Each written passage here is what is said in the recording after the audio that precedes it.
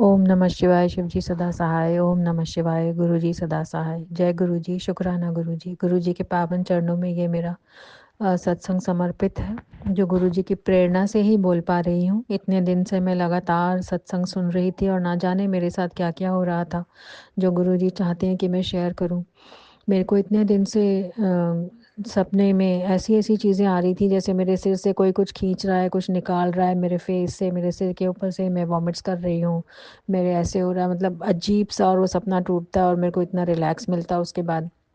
और ये चीज़ एक बार नहीं, और भी कई तरह के अजीब-अजीब सपने जैसे गुरुजी दिखाते हैं और कष्ट काटते हैं। मतलब मैं तो हैरान हो जाती हूँ कि गुरुजी का तरीका कितना अनोखा है। बस उनकी भक्ति करती रहूँ, इतना ही बहुत है। और अपने कुछ कष्ट और कर्म हैं जो वो काटते हैं, ये बार-बार लगातार वो समझा देते हैं मुझे जब भी मैं परेशान होती हूँ कि गुरुजी ये नहीं हो रहा, ऐसे नहीं हो रहा। हालाँकि चीज़ें धीरे-धीरे खिसक रही हैं, फिर भी अब है ना, मेरी बेचैनी बढ़ती जा रही है।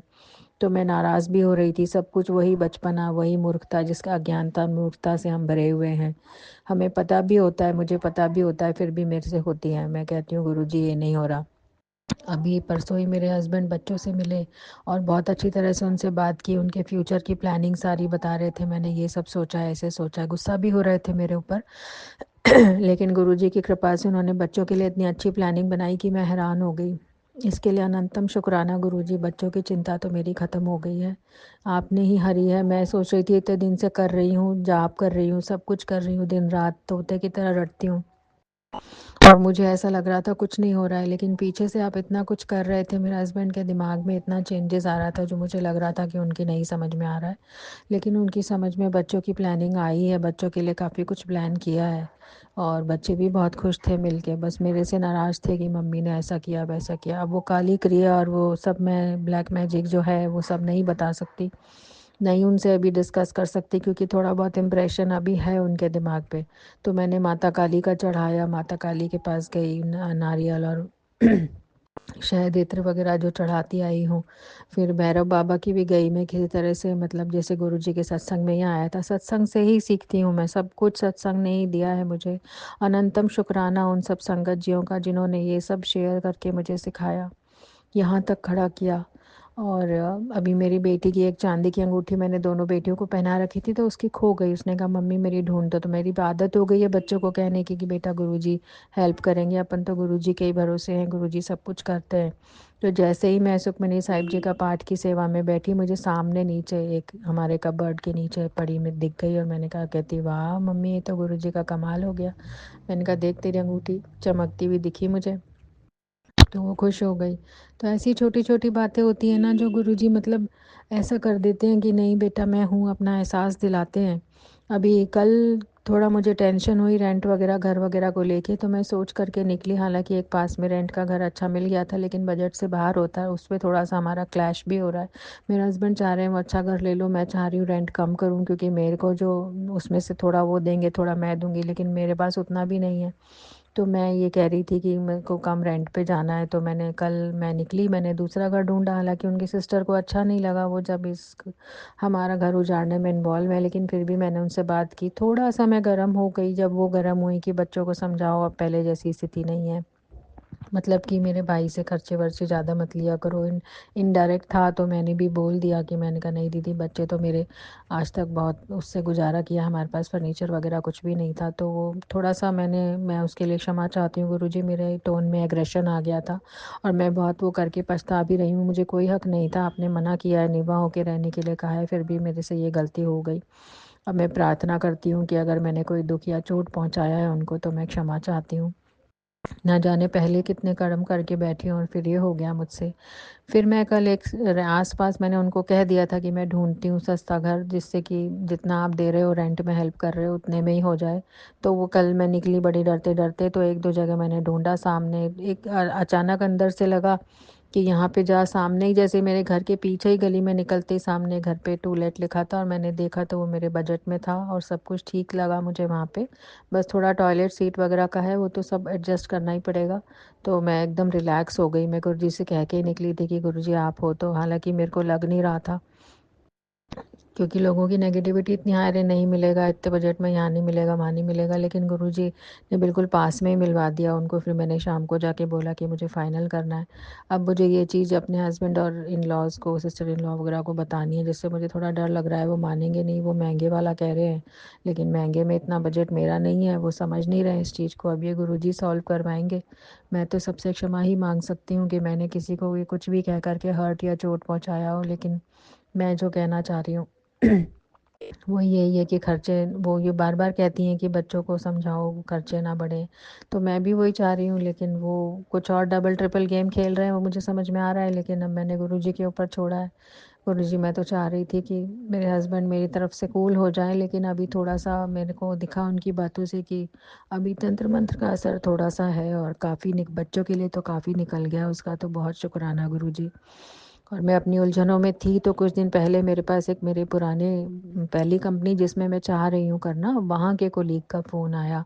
अचानक रात को मैं बड़ी टूट के हार के प्रे करके सोई, गुरुजी साईं बाबा मैंने आपसे कहा, आपके अनुसार सब कुछ किया, फिर भी है ना कुछ भी नहीं हुआ, ये कह के मैं सोई। जैसे ही सोने लगी तो 11 साढ़े 11 बजे उसका फ़ोन आया कि अरे आपने मुझे पहचाना।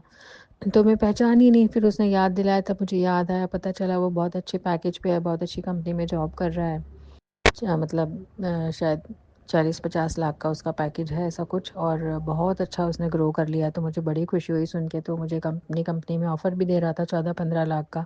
जो मैंने उसको बोला कि तुम्हारा ऑफ़र तो बहुत अच्छा है, लेकिन मैं अभी बच्चों को छोड़ नहीं सकती, बच्चों का एडमिशन वगैरह सब मैंने थोड़ा सा अपना मेंशन किया कि मेरे हस्बैंड वगैरह ने करवाया है, पैसे वो लोग दे रहे हैं, तो मैं अब बच्चों को वैसे भी नहीं छोड़ सकती हूँ, बच्चे डिस्टर्ब हो जाएंगे।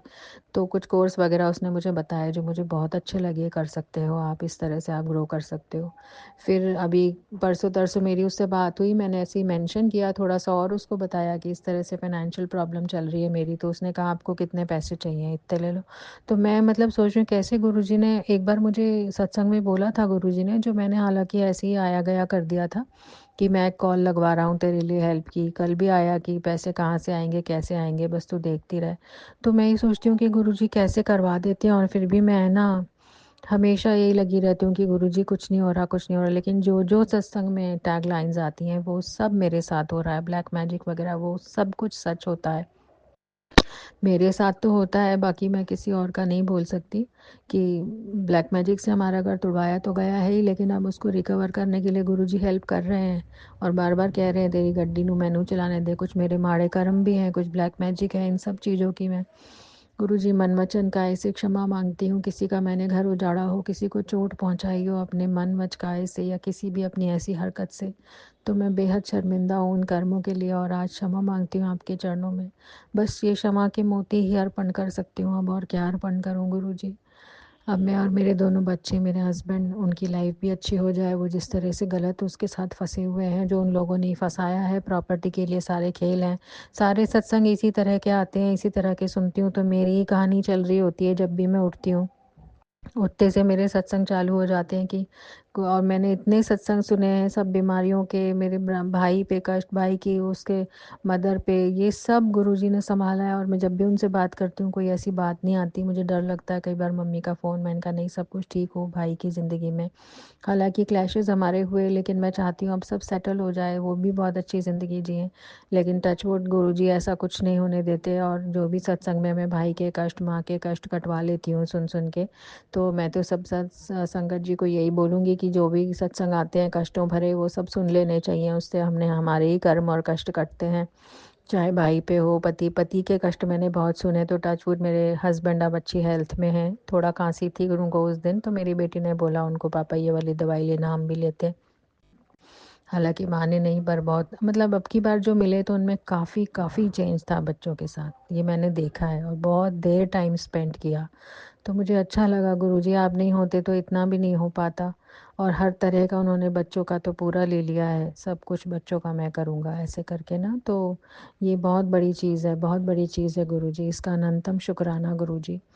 बस थोड़ा-सा मेरी तरफ से भी नाराज़गी हट जाए उसके लिए मैं प्रे कर रही हूँ, और मेरी सिस्टर इन लॉ वगैरह, चाहे उन्होंने कुछ भी किया हो मेरे साथ ब्लैक मैजिक ये सब, पर मैं चाहती हूँ कि मैं कोई अपने मन में ऐसा, गुरुजी मुझे ऐसा कर दो कि मैं बार-बार उन लोगों के लिए शिकायत या बुरे भाव ना रखूँ। जो मैंने रखे हैं उसकी भी मैं क्षमा मांगती हूँ। मैंने बद्दुआएँ दी, मेरा घर उजाड़ा, तुम्हारा भी उजड़ जाएगा, ऐसा कुछ-कुछ मेरे मन से निकला, जिसके लिए मैं बेहद शर्मिंदा हूँ और लगातार प्रायश्चित भी कर रही हूँ। साईं बाबा ने भी यही समझाया था कि किसी से ऊँचा मत बोलना, किसी से अभी इस समय बिल्कुल शांत, मतलब सबसे मीठा प्यार से बोल के अपना चलना, जिससे कि, लेकिन उस दिन पता नहीं ऐसी बात उन्होंने कह दी ना, तो मेरे से हल्का-सा हो गया, उसके लिए मैं क्षमा प्रार्थी हूँ। बाकी आगे जो भी होगा गुरुजी सँभालेंगे, जैसा वो कहेंगे। आज मेरे को इंटरव्यू के लिए भी जाना था, उसने मेरी पुरानी, हाँ, मेरी उसका बता रही थी, उसने मेरी पुरानी कंपनी के एक बंदों से 2-3 बंदों से बोला, मेरे पास तो उस कंपनी में बड़ी-बड़ी पोस्ट पे हैं बंदे, जिनसे मैं बात करके आपका करवा सकता हूँ। कल भी मेरी बात हुई, उसने फिर एक बंदे से मेरी कॉन्फ्रेंस पे बात करा के मेरा सीवी आगे करवाया और बोला कि आप चले जाना इसके रेफ़रेंस से, तो आपका कहीं न कहीं इसमें। मैंने कहा बहुत टाइम से परेशान हो गई हूँ मैं, मेरा हो ही नहीं रहा है। तो ये तो गुरुजी ने ही भेजा उसको, और किस तरह से मेरे हस्बैंड में चेंज आया।